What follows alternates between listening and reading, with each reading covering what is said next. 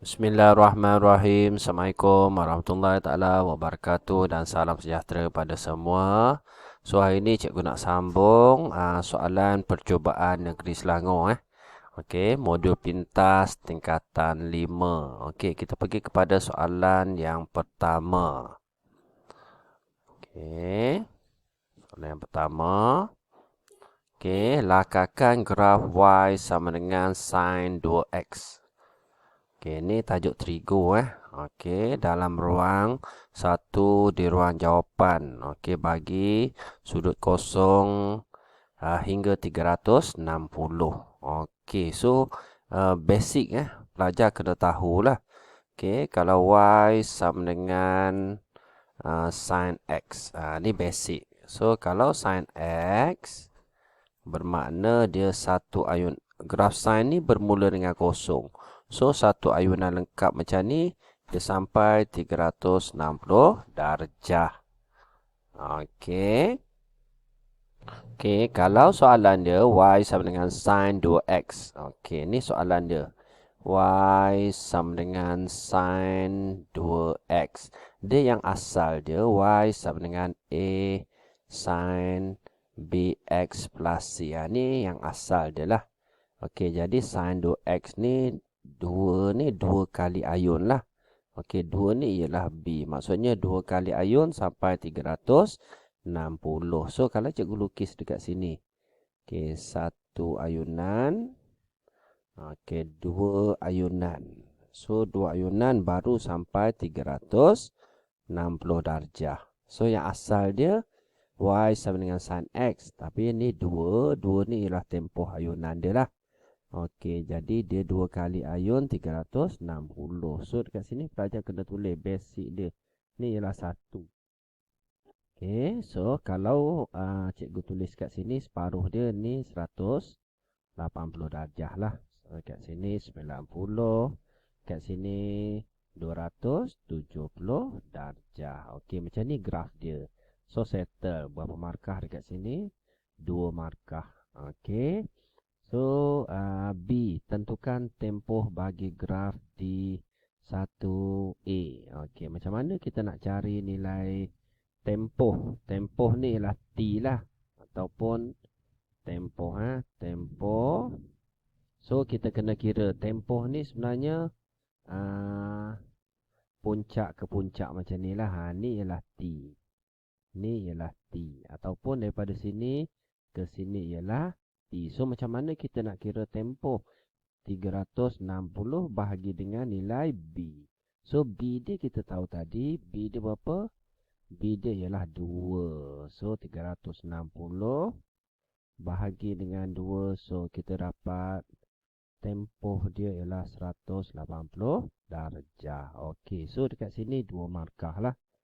Okey, so cikgu bagi markah. Okey. Kalau untuk graf ni, so kita bagi dia 1 markah dekat sini. Dan bila dia ada 1 kat sini, kena label jugalah negatif. Negatif 1. So, kita bagi dia 1 markah. Okey, dan tempoh ni 1 markah dekat sini. Dan jawapan akhir dia 1 markah. Okey, settle untuk soalan yang pertama. Kita pergi kepada soalan yang kedua. Rajah 2 menunjukkan sebuah gerbang jambatan berbentuk parabola seperti yang dilukis di atas satah kartis. So, kita ada gerbang berbentuk parabola lah. So, bentuk lengkung macam ni. Okey. Lengkung gerbang berbentuk parabola ini membentuk satu fungsi kuadratik. So, kita ada satu fungsi kuadratik dekat sini. So, negatif. Negatif maksudnya graf dia masam. Yang ni basic Okey, berapa tinggi maksimum? Okey, gerbang jambatan dalam meter diukur dari permukaan lantai gerbang yang mengufuk. So, kita nak tinggi maksimum. Okey, tinggi maksimum maksudnya kat sinilah paling tinggi lah. Okey, bila kita nak cari tinggi maksimum, kita kena cari paksi simetri dia. Okey, so macam mana nak cari paksi simetri? So, kita ada fungsi dekat sini So, ni fungsi asal dia. Dia sebenarnya y sama dengan negatif x kuasa 2 plus 2x. Okey, plus dengan 24. Yang ni ialah A. Okey, yang ni ialah B. Yang ni ialah C. Okey, kita tahu bila kita nak cari paksi simetri. Okey, apa formula paksi simetri? So, paksi simetri sama dengan negatif B per dengan 2, 2A. So, sekarang ni negatif B dia berapa? 2. So, cikgu tulis kat sini Negatif 2 per dengan 2. A dia ialah negatif 1. Ni A dia negatif 1. So, 2 darab negatif 1, negatif 2 lah. 2 bahagi negatif 2 sama dengan 1. So, cikgu tulis kat sini. Okey, dia sebenarnya ada ruang jawapan dekat sini Okey, so jawapan dia ialah 1. Okey, 1 ni ialah paksi simetri dia. Mana 1? So, kat sini 1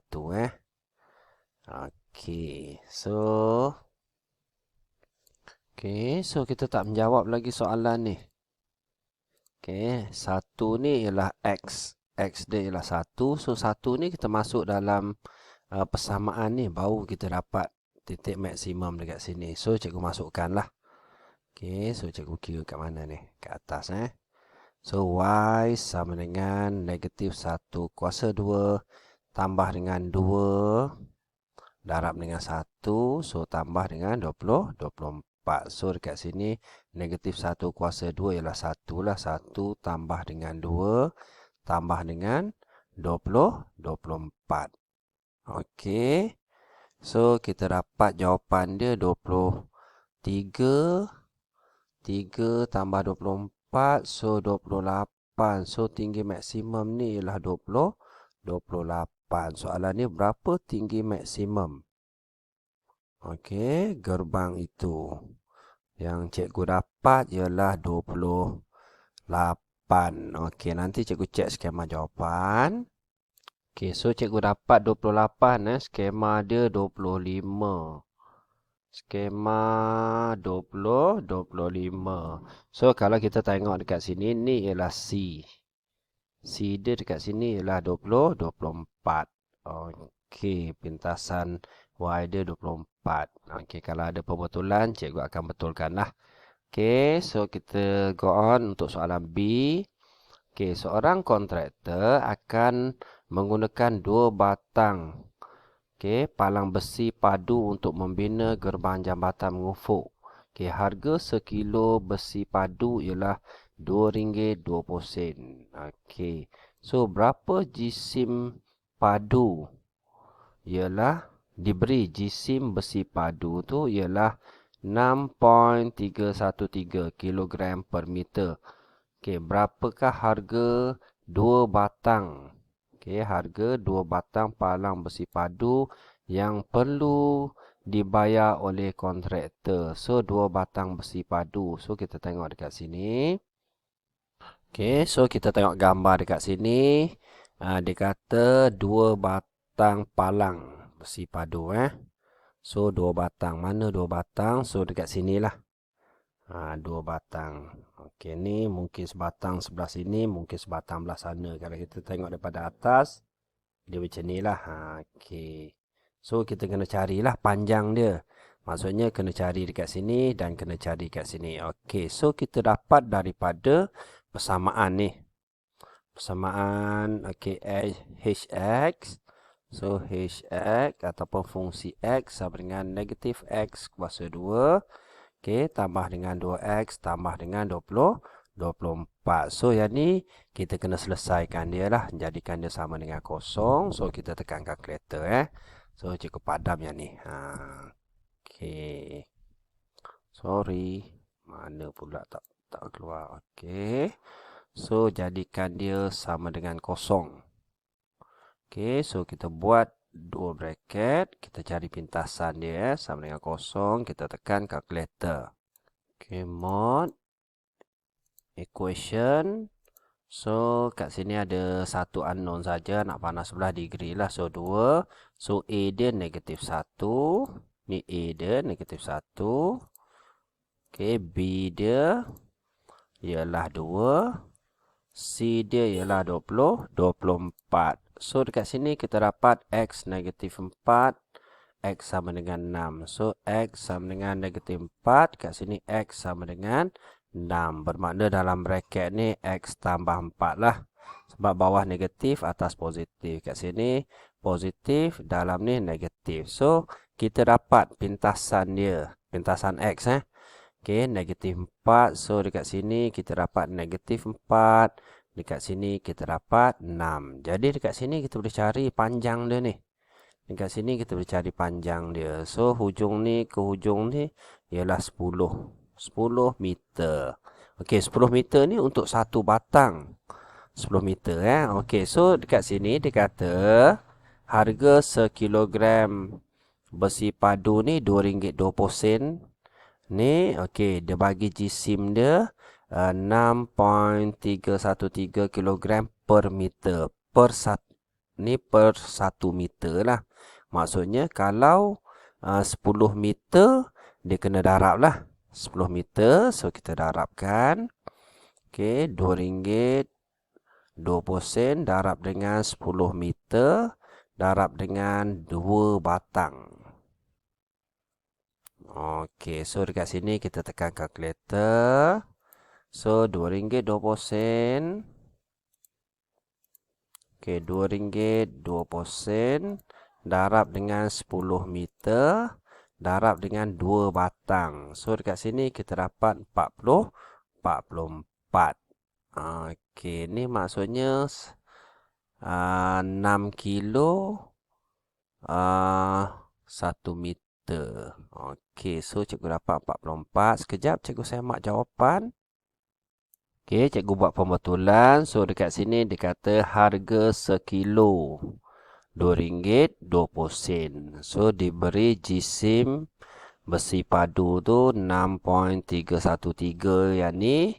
Ni untuk 1 meter 1 meter. So, kalau 10 meter kita kira dulu. 6.313 darab dengan 10 meter darab 2 batang. Maksudnya 20 meter terus. So, kita kira dapat. Semula cikgu betulkan. So, 6.313 darab dengan 20 meter. So, kita dapat 126. Okey, 0.26. 126.26 kilogram per meter. Okey, so kita dapat yang ni. Yang ni yang kena darab dengan RM2.20 tu. So, kita darab dengan RM2.20. So, kita dapat jawapan dia.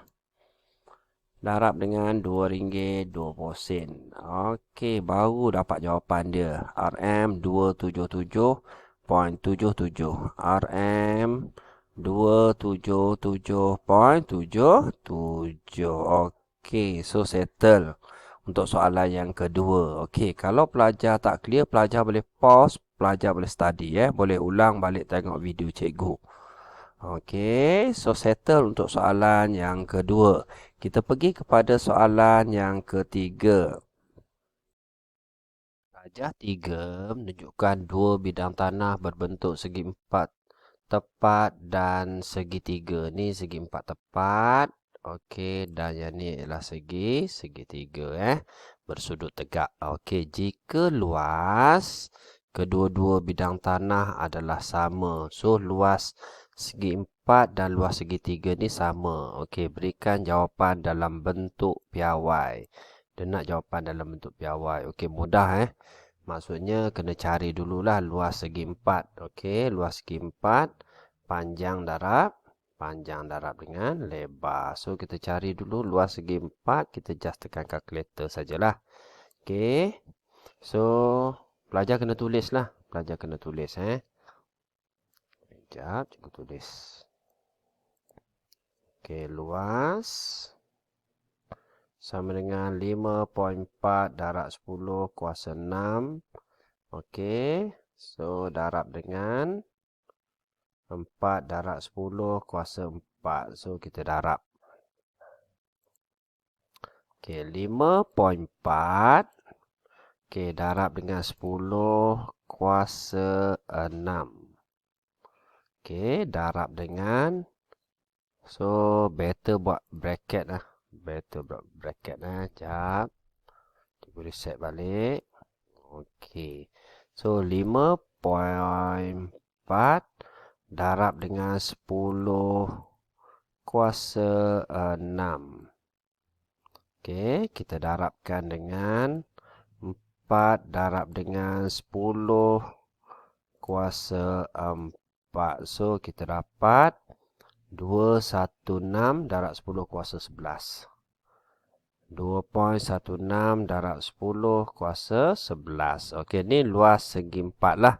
Okey, sama dengan luas segitiga. So, soalan dia nak cari nilai X. Okey, so luas segitiga kita tahu.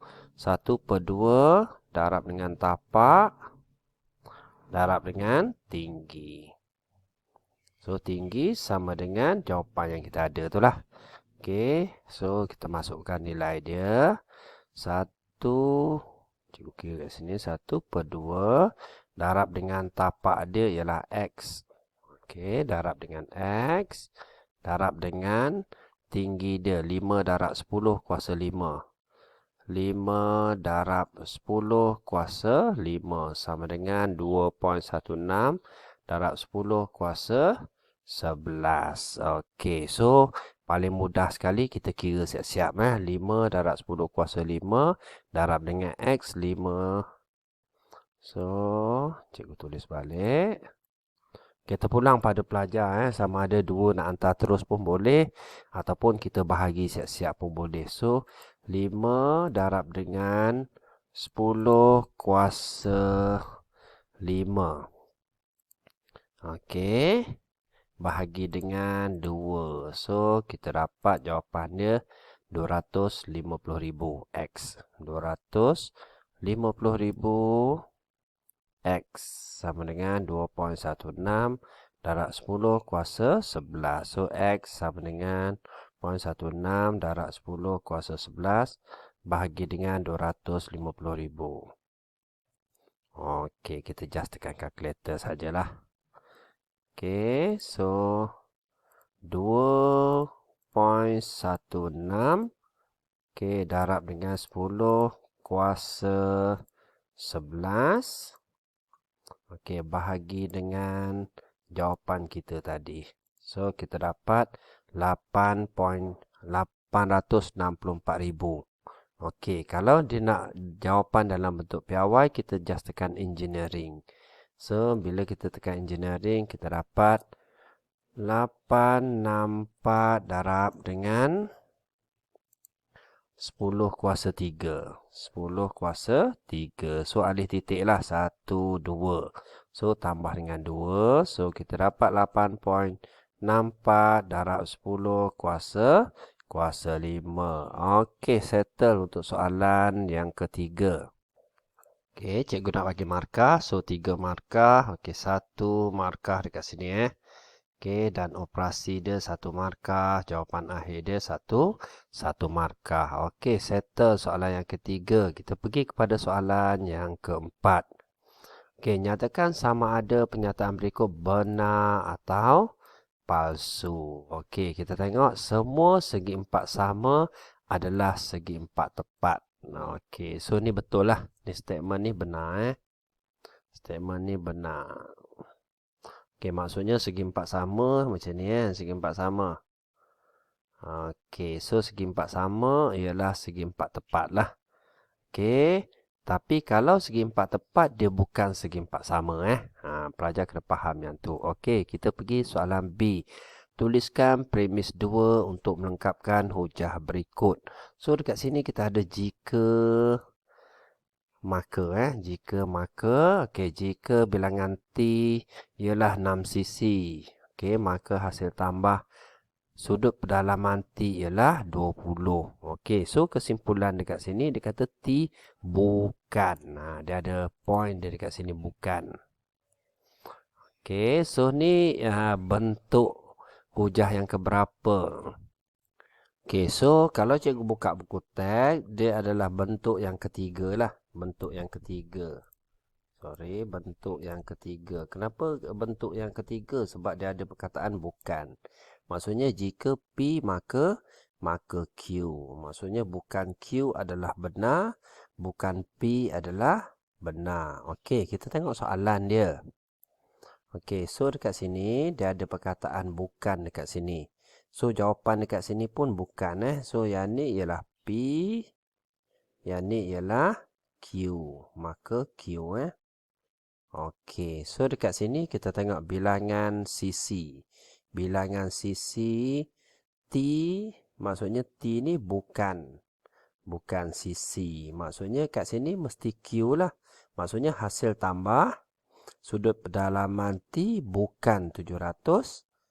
Kita ambil yang ni Okey. Hasil tambah sudut pedalaman poligon T bukan 720. Okey, so settle untuk soalan ni. Jika P maka Q. Maksudnya kat sini bukan Q, kat sini bukan P. Kesimpulan dia. Ini bentuk yang ketiga. Yang ni pelajar kena faham betul-betul lah. Okey, so settle untuk soalan B. Okey, soalan C, tuliskan akas dan kontrapositif. So akas ni kita terbalikkan dia lah. So kalau cikgu tulis akas, ni jika P maka Q Kalau akas, okey, jika P tambah 5 lebih besar daripada 10, maka okey, P lebih besar daripada 5. Ni ialah akas lah. Ni akas. Okey, seterusnya kontrapositif. Okey, kalau kita tengok formula dia, kita ada implikasi, kita ada akas, kita ada songsangan, kita ada kontrapositif. Kontrapositif ni kita menafikan akas ni lah. Maksudnya kalau kita nafikan dia, so kontrapositif. Okey, jika P tambah 5, kalau kita nafikan dia lebih kecil lah daripada 10. Okey, maka P lebih kecil daripada 5. Maksudnya kita nafikan akas ni kalau kita tengok formula dia. Okey, so settle untuk soalan yang keempat. Okey, kita pergi kepada soalan yang terakhir. Soalan yang kelima untuk part yang pertama. Rajah 4 menunjukkan sebuah rhombus. Okey, ni ialah rhombus lah. Okey, diberi bahawa persamaan garis lurus OP. So, OP. Mana OP? So, O kepada P lah. Okey, 2Y sama dengan negatif X. Okey, titik Q terletak 10 unit dari O. So, kat sini 10. Okey, so 10 lah. Maksudnya negatif 10 Okey. Di atas spaksi X. Soalan dia, nyatakan persamaan garis lurus PR. So macam mana kita nak cari garis lurus PR?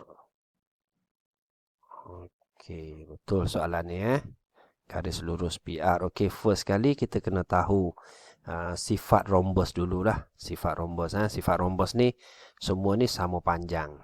Ni sama panjang. Okey, dan kita tengok persamaan yang dibagi OP ni, maksudnya 2Y sama dengan negatif X. Ini persamaan dia, 2Y sama dengan negatif X. Ataupun Y sama dengan negatif 1/2 X. Maksudnya kecerunan dia ialah negatif 1/2. Kecerunan dekat sini lah. Okey. Okey, so bila rhombus ni kita tahu sama panjang. So, kalau kat sini negatif 10. So, kat tengah-tengah dia mesti negatif 5 lah.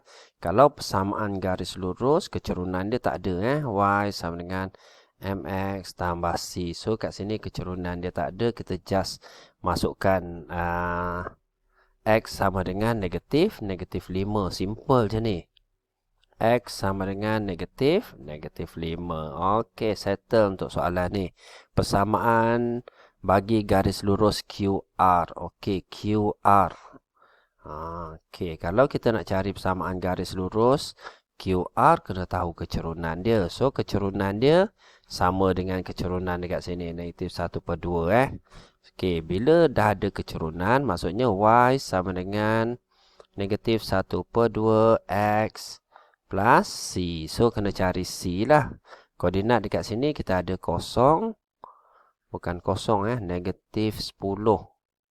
Okey, kosong. Maksudnya X tu kita masukkan lah. Cikgu tulis 1/2. Okey, masukkan Y dia ialah kosong. X dia negatif 1/2 darab dengan negatif 10. So, negatif 1 darab negatif 10. So, kita dapat 10 bahagi 2 dapat 5. Okey, 5 tambah dengan C. Maksudnya, 5 bawa pergi sebelah. C dia dapat negatif 5.